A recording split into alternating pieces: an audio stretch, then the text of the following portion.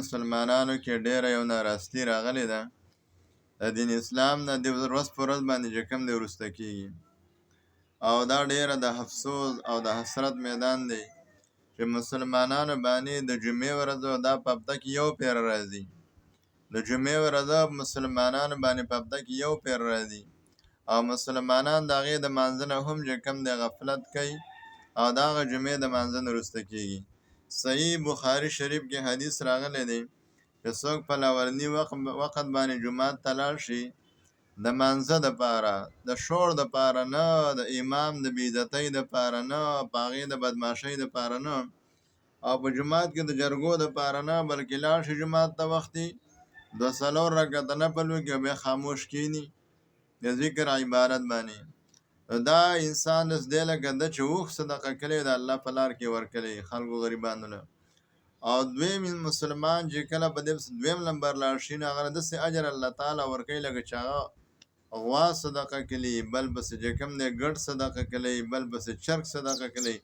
او بل آخر کې چې کوم دی د چرګ انډه. محترم حدیث پاک کې یو حدیث راځي، پیغمبر علیه الصلاة والسلام فرمایي چې کوم انسان په دنیا کې مانځه ته مخکې دی د جمعې مانځه ته، نو ده ته به الله تعالی په هغه جنت عدن کې هم خپل دیدار مخکې ورنصیب کوي. څوک چې څومره ډېر وخت په جومات کې د مانځه دپاره تېروي، د جمعې د مانځه لپاره،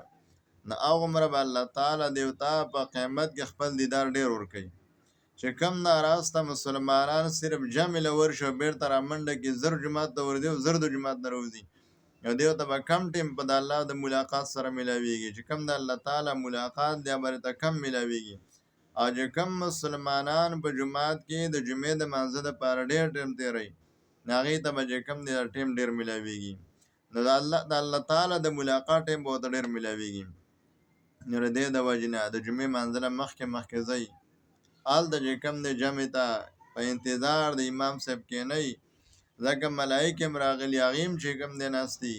د جمعې لمونځ دا ډېر بهترین لمونځ دی، او حدیثونو کې د دې پرېښودونکو باندې ډېر وعید راغلی دی چې کله یو مسلمان یو د جمعې لمونځ ونه کړي، نو رسول الله مبارک فرمایي سړی دې ویرېږي